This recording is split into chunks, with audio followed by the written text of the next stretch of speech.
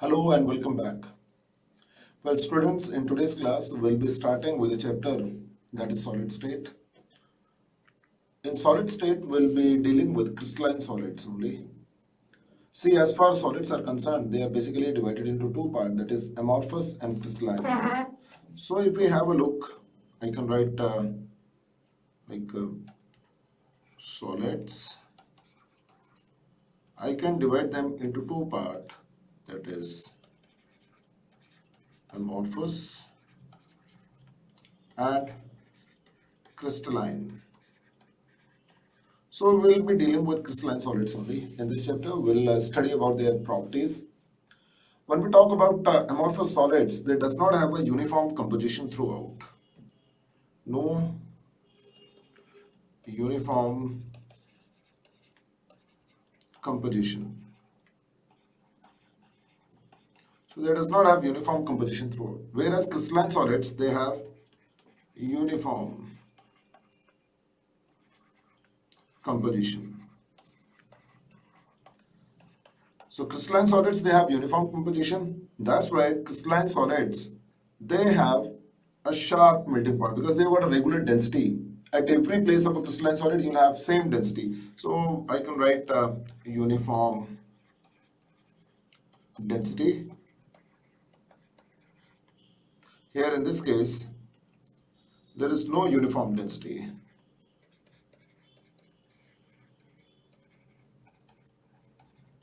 And if I say that there is no uniform density, that means no sharp melting point. No sharp melting point. Whereas crystalline solid, they have sharp melting point. Amorphous solids, they are isotropic. That means the value of a physical property is uniform, is same throughout. Whereas crystalline solid, if we talk about crystalline solid, they are anisotropic.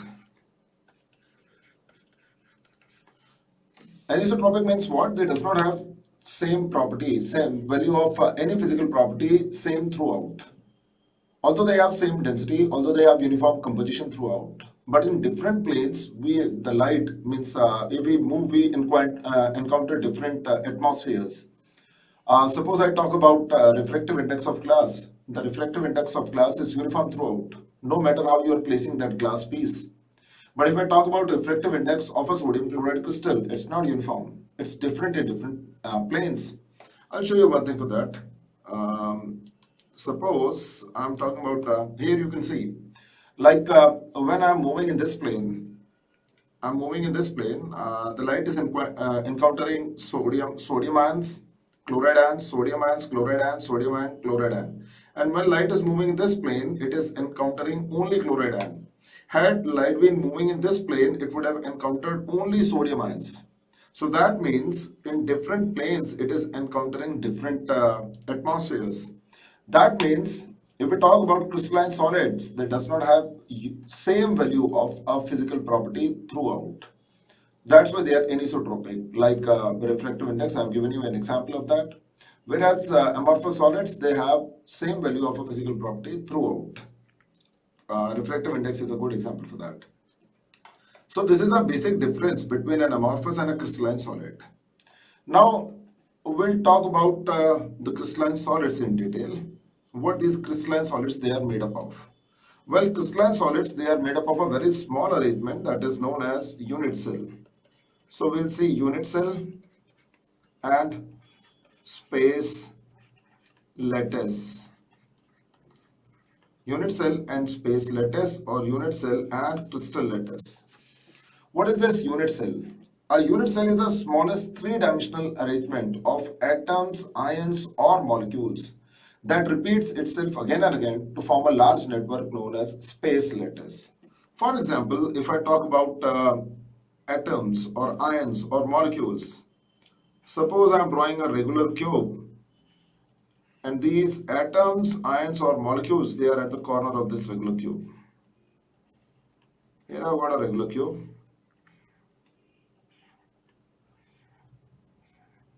Atom, ion, or molecules, they are at the corner of this cube. So this is a unit cell. Now if this unit cell repeats itself again and again, beside this unit cell I've got another unit cell, and beside that I've got another unit cell. These unit cells, they'll combine with each other, they'll form a large network. That large network is known as a space lattice or a crystal lattice. So smallest three-dimensional arrangement of atoms, ions or molecules is known as a unit cell. A unit cell repeats itself again and again to form a large network known as a crystal lattice or a space lattice. Here you can see, this is a unit cell. A unit cell, the parameters of a unit cell can be defined in terms of its length, that is A, B and C, and angles, that is alpha, beta and gamma. So this is what a unit cell and a space lattice is. I'll tell you what are the different type of unit cells. Once again, a unit cell is the smallest three-dimensional arrangement of atoms, ions or molecules. So here you can see this is the unit cell you have got. Now suppose here again you have got another unit cell beside this. Then again you have got another unit cell. Likewise, it will form a large network, a big network, that is a space lattice or a crystal lattice. So we'll see type of unit cells. Types of unit cells. Well, we have different type of unit cells, but broadly these unit cells, they are divided into two types, that is primitive and non-primitive. Here you can see different type of unit cells, like you can see cubic, tetragonal, orthorhombic, sulfur. You know that sulfur exists in monoclinic and orthorhombic, two allotropic forms. So this is orthorhombic. Then you have hexagonal. Then you have triclinic. Again, here you have monoclinic, rhombohedral. So different type of unit cells you have. We'll be dealing with cubic only. We'll be talking about cubic unit cells only in this chapter.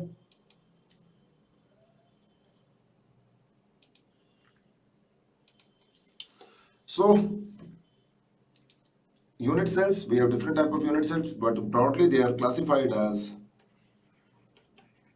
primitive and non-primitive. We have primitive and non-primitive. What are primitive unit cells? Primitive unit cells are those which have atom, ion or molecules only at the corners. So the unit cell which I have shown you here is a primitive because it has got these spheres, these atom, ion or molecules only at the corner. So any unit cell which has got atom, ion or molecule at the corners is a primitive. And anyone which has got atom, ion or molecule along with the corners somewhere else also, that is non-primitive. So we'll be studying about three unit cells broadly in this chapter, that is simple cubic packing, phase center cubic packing and body center. So first we'll see that is simple cubic packing. Simple cubic packing. This is a primitive unit cell. Now suppose I have got some spheres here. This is one of the sphere I have got, second sphere I have got, third sphere I have got, fourth sphere I have got. Below this again I have got some spheres. And behind this row again I have some spheres which are not visible to me. If I connect their radii with each other, I'll get a face of a cube. If I connect these radii to the radii of the spheres which are on the back side, I'll get another side of the cube. So you can see that you are getting roughly a cube over here. I'm drawing it in a different way so that you can see all the spheres. Suppose this is a regular cube I have got. Here I have got a regular cube, and atom, ion and molecules, they are at the corner of this regular cube. So one of the sphere is here, second, third, fourth, fifth, sixth, seventh and eighth. So in this you can see that we have got a cube, and at each corner of that cube you have got a sphere. Now if we talk about the contribution of this sphere to this cube, only 1/8 of the part is inside. Only 1/8 of this sphere is inside the cube. The rest 7/8 is outside. So if we talk about these spheres, say one corner of a cube is shared by 8 cubes. including that particular cube also. That means in one cube you have 1/8 of its contribution. So how many spheres we have? 8. That means in this unit cell, how many spheres I have got? In unit cell, I'm saying that is 1/8 into 8. That means what? 1. At each corner, you have got a sphere, and that sphere is contributing 1/8 to the unit cell. That means total number of spheres is 1/8 into 8, that is 1. Next, we'll talk about that is, we call it face center cubic packing.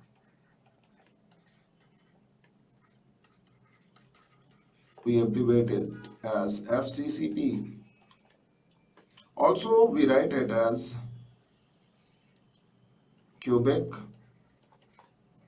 close packing. That is CCP. So we have FCC and we have CCP, cubic close packing structure. In this type of packing, the atom, ion or molecules, they are not only at the corners of a regular cube, but they are also in the faces. Now suppose this is a cube I have got. The atom, ion or molecules, they are at the corner, and along with corner, they are in the faces. So in all these faces,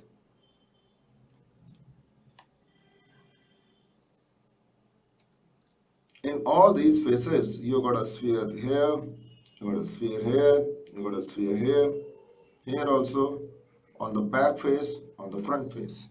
So 6 spheres you got here. Now because of corner, the contribution is 1/8 into 8, as we have done earlier also. In case of simple cubic, that is 1. Due to faces, say one of the faces is shared by 2 unit cells, like one of the wall is shared by 2 rooms. So one of the faces is shared by 2 unit cells. Hence, a sphere which is placed in a face contributes half of its part. So 1/2 into how many faces we have got? 6. That means total number of sphere is 3 because of faces. So total number of sphere in the unit cell is 4.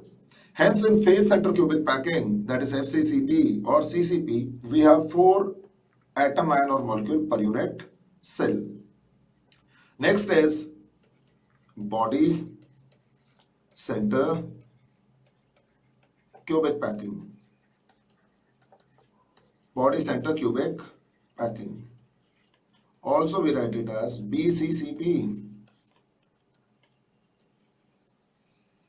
So if we talk about body center cubic packing, the atom, ion or molecules are not only at the corner of a regular cube,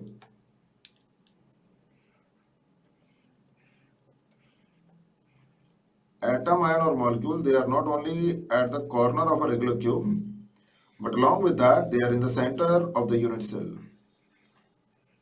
So one of the sphere will be in the center. Because of corner, the contribution is 1/8 into 8, that is 1.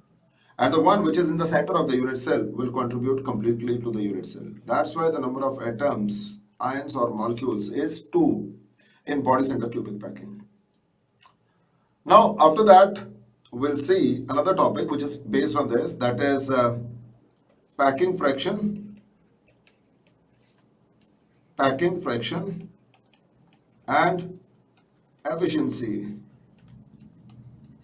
Packing fraction or efficiency. Now we'll see what does that means. Well, as far packing fraction is concerned or efficiency is concerned, it basically determines the stability of a unit cell. Higher the efficiency or packing fraction, higher will be the stability of the crystalline structure. Now what is packing fraction?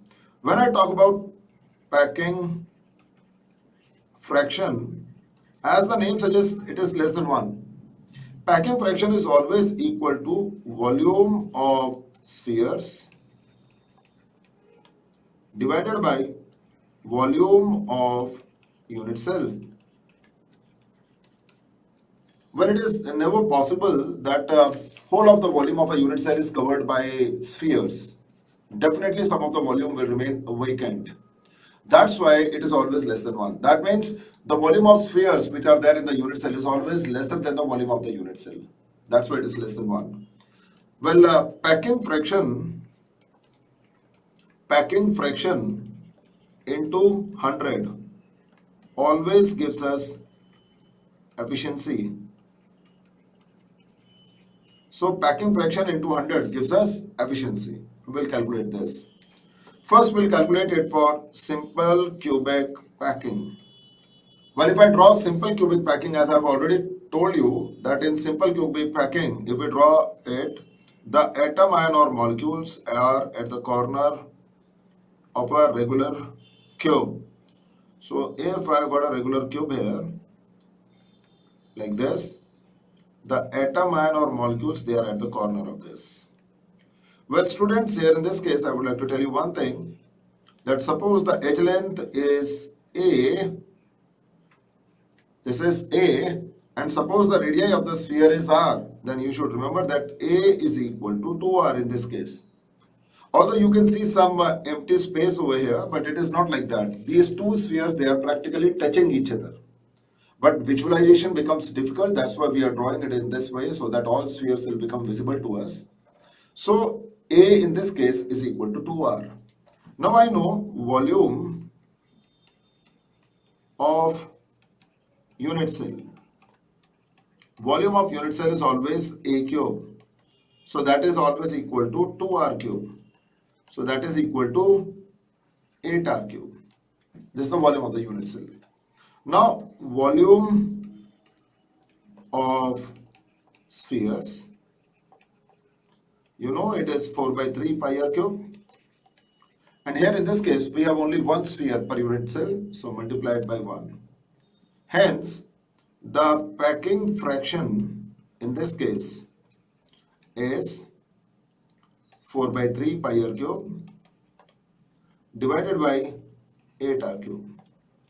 That comes out to be 0.52. So in this case, the efficiency is only 52%. So not a very good packing pattern, because nearly 50%, you can say 48% of the volume is vacant. So not a very good packing pattern.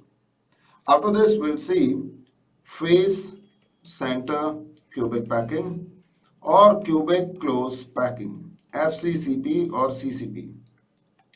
In this form, if we talk, the atom ion or molecules are at the corner of a regular cube, and along with that, they are in the faces also. So here is my unit cell. At the corner, I have got some spheres, and along with that, I've got some spheres in the face center. I'm drawing only one because that will solve my purpose. One of the sphere is in this face. If I draw a face diagonal like this, I'll get a roughly right angle triangle over here, that is A, B, C. Again the edge length is A. So we'll derive equation for AB. Here in this case, you know that it is a right angle triangle. So AB square is equal to AC square plus BC square. That is AB square is equal to A square plus A square, because both AC and AB, they are edge and they have got the same length, that is we are representing it by small a. So AB square is equal to 2A square. That means AB is equal to root 2A. Now if I talk about AB, you can see that AB is actually equal to 4R. So 4R is equal to root 2A. The question comes, how come AB is 4R? If you have a look at AB from here to here, you'll see one of the diameter is involved in this. The diameter of this sphere is involved. Radius of two spheres is involved. One diameter is equal to 2 radii, and the radii of two spheres, that is also involved in AB. That means AB is equal to 4R. So 4R is equal to root 2A. What does that mean? That means 2 root 2R is equal to A. Now, volume of unit cell. Volume of unit cell is always A cube. So that is always 2 root 2 R cube.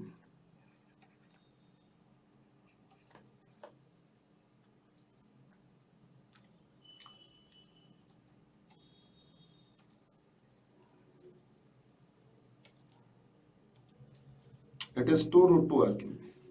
That means what? 16 root 2 R cube. Okay, so this is the volume of the unit cell.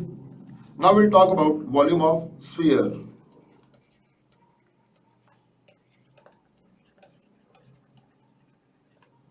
Volume of sphere you know is always 4 by 3 pi r cube. And how many spheres we have in the face center cubic packing? That is 4. So we'll get 16 by 3 pi r cube. So volume of sphere is 16 by 3 pi r cube, whereas volume of the unit cell is 2 root 2 r cube. That is 16 root 2 r cube. So packing fraction, as you know by now, is always volume of spheres, that is 16 by 3 pi r cube divided by 16 root 2 r cube. In this case, it comes out to be 0.74.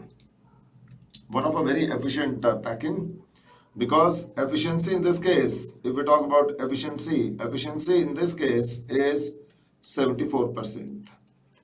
So this is packing fraction and efficiency of face center cubic packing or cubic closed packing. Next we'll move to the third one, that is body center cubic packing, BCCP. If we draw a regular cube, here in this case I am drawing a regular cube. If we draw a regular cube, the atom, ion or molecules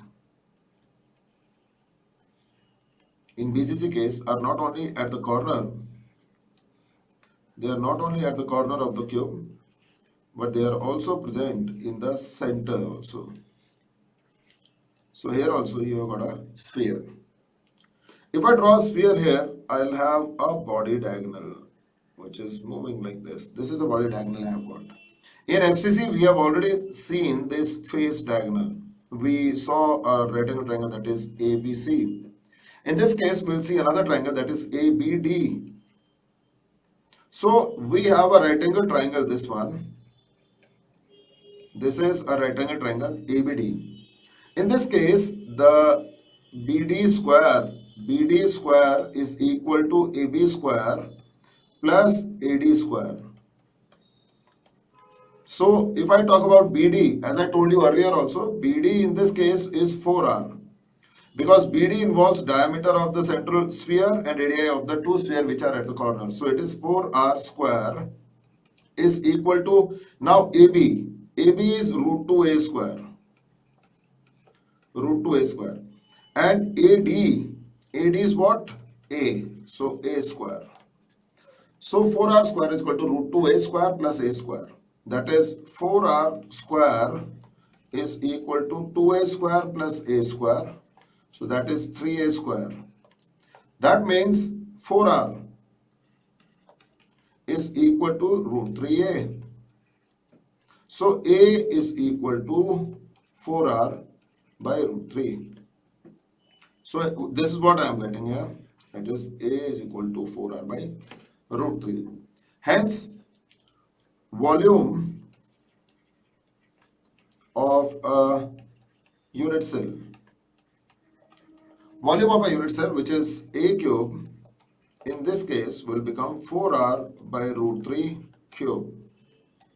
That is 64 by 3 root 3 R cube. This is the volume of the unit cell. Now, if I talk about volume of sphere, volume of sphere, that is, we know 4 by 3 pi r cube, and in this case it will get multiplied by 2 because we have 2 atom, ion or molecule per unit cell in body center. So it comes out to be 8 by 3 pi r cube. So packing fraction in this case is volume of sphere, that is 8 by 3 pi r cube divided by 64 by 3 root 3 r cube. So it comes out to be 0.68. Hence, efficiency of body center cubic packing is 68%. So it is 68% efficient. So by now we have done efficiency and packing fraction of different packing patterns. Here in this case, I would also like to tell you one thing, that many times you'll be asked what is the radii of a sphere in body center cubic packing. So the radii of sphere, as you can see from here, is always r is equal to root 3a by 4. This is what you can derive from here. In body center cubic packing, the radii of a sphere is always root 3a by 4. Likewise, if we talk about face center cubic packing, in face center cubic packing, radii is a by 2 root 2.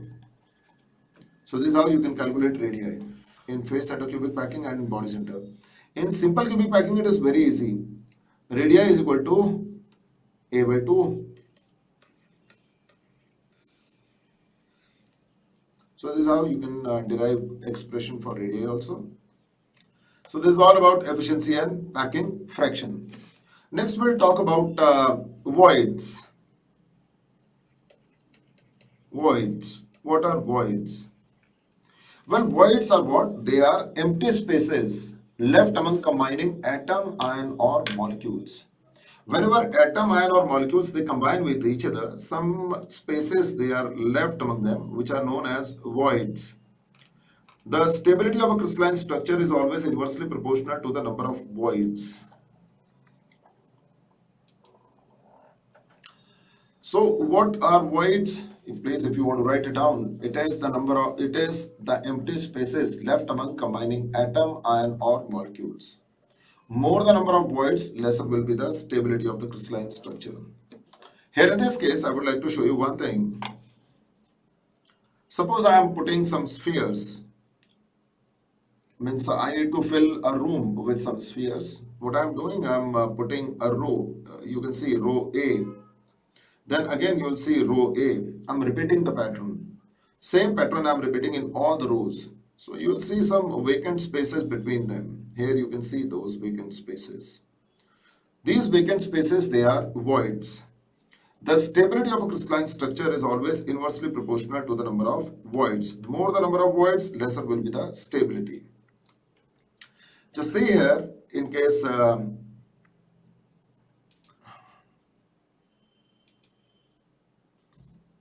if we see, just have a look at this one. Interstitial voids of packing. Here in this case, you will see a tetrahedral void where you will see some of the spheres, they are combining with each other. These spheres, these blue spheres, they are combining with each other. And you will see, this is say row A. This is row A. Then how I am placing the another row? The another row which I am placing is row B, because the pattern is not same in this case. Row A, then row B. Between two spheres, two blue spheres of row A, I am placing another sphere of row B. Two sphere of row A, I am putting another sphere of row B. Again, two sphere of row A, I am putting another sphere of row B. This has become row B. After row B, I am again putting row A. Because what I am doing, I am putting a sphere between two spheres of row A, I am putting this sphere. So this is sphere A. So this is what it is doing. It is repeating.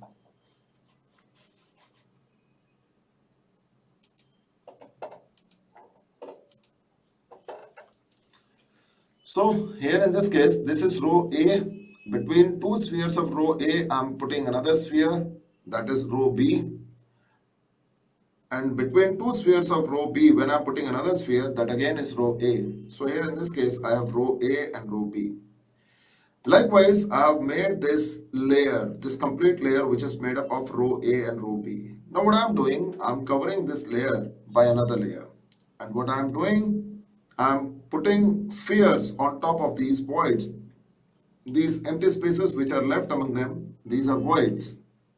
When I'm covering them with another spheres, I'll get a void like this. 3 spheres of blue layer is covered by 1 sphere of the brown layer.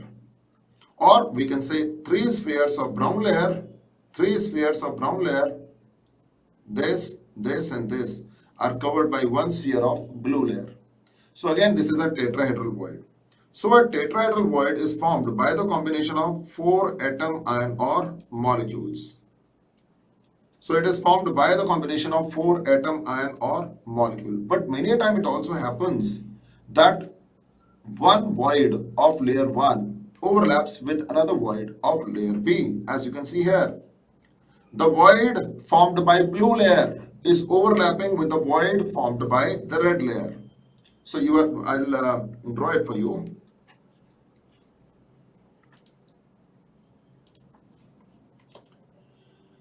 Now suppose here in this case, this is row A,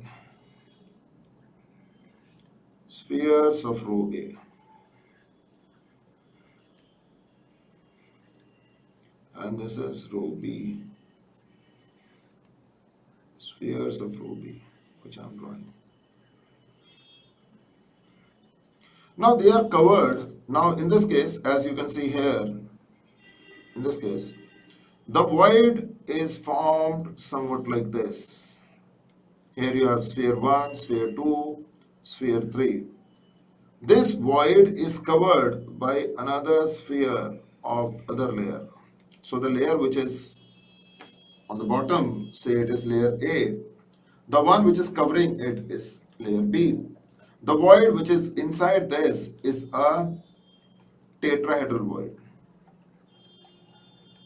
Tetrahedral void, because it is formed by the combination of 4 atoms, ions or molecules. So any void which is formed by the combination of 4 atom, ion or molecule is a tetrahedral void. Many times it happens that the void of layer A, suppose this is the void of layer A, overlaps with the void of layer B, as I have already shown you. Void of layer B. We can see it over here. The void here in this case you can see the void of blue layer is overlapping with the void of red layer. So this void is not covered yet. So void of layer A is overlapping with void of layer B. It is not closed. So we'll put another sphere to close it. When I'll close it with another sphere, the arrangement of this sphere will be C, because it is neither like A nor like B. It is altogether a different arrangement. So this is an octahedral void. Hence, a tetrahedral void is formed. You can write down the difference because many a time these differences they are asked. A tetrahedral void is formed by the combination of 4 atoms, ions or molecules, whereas an octahedral void is formed by the combination of 8 atoms, ions or molecules.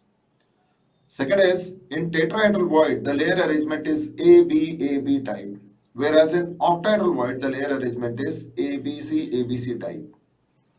Well, in a unit cell, if you have n number of atoms, you will always have n number of octahedral voids, but you will have 2n number of tetrahedral voids, because one octahedral void is always equal to 2 tetrahedral voids. So if the number of atoms in a unit cell is n, you will always have n number of octahedral void, but 2n number of tetrahedral voids.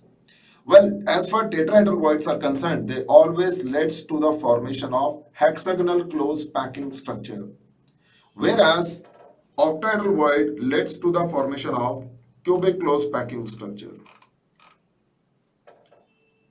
You can see it over here. Layer arrangement, I'll show you here. Well, layer arrangement is AB type. 3, then it is covered by another layer, then it is covered by another layer, then it is covered by another layer. It is leading to the formation of hexagonal pattern.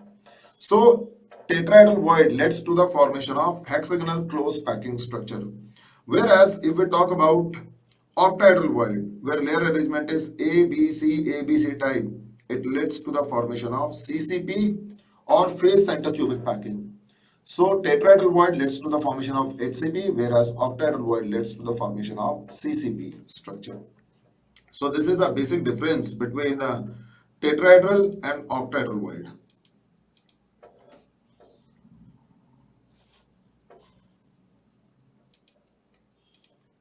And please do remember this rule that if a unit cell, if, because you'll get a lot of questions based on this, if a unit cell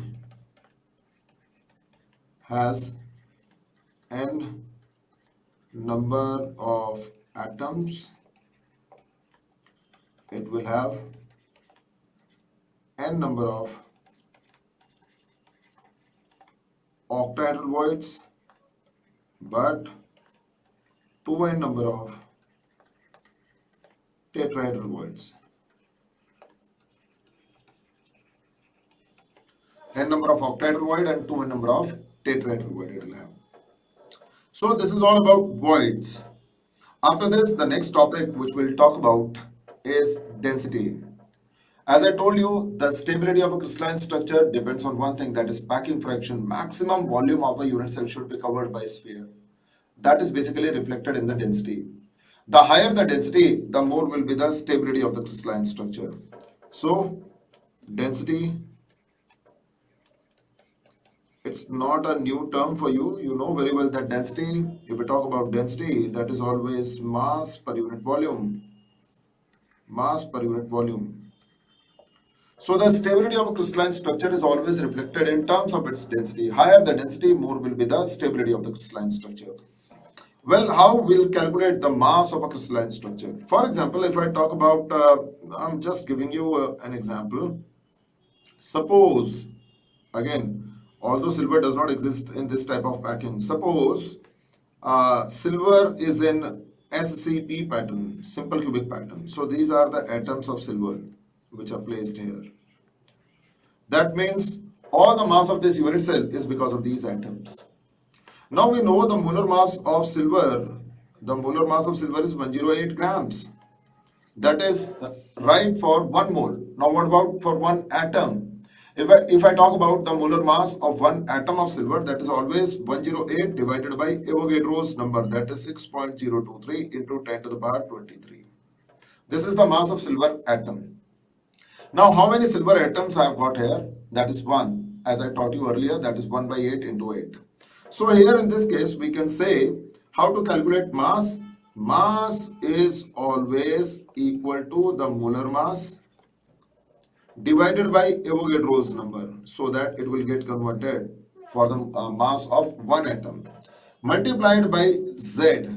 Now Z tells us the number of atoms in the unit cell. For example, in simple cubic packing, I have only 1 silver atom. That's why the mass over here is 108 divided by Avogadro's number into 1.